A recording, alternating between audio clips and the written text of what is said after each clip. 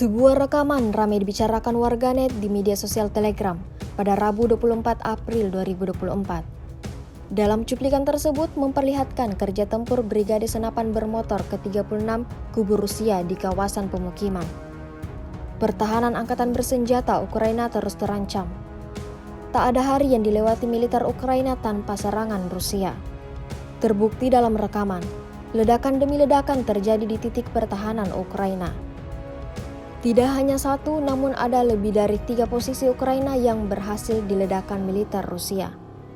Dalam narasi unggahan tidak disebutkan ada berapa total kerugian Ukraina di arah ini. Video ini viral dan menuai beragam komentar dari warganet.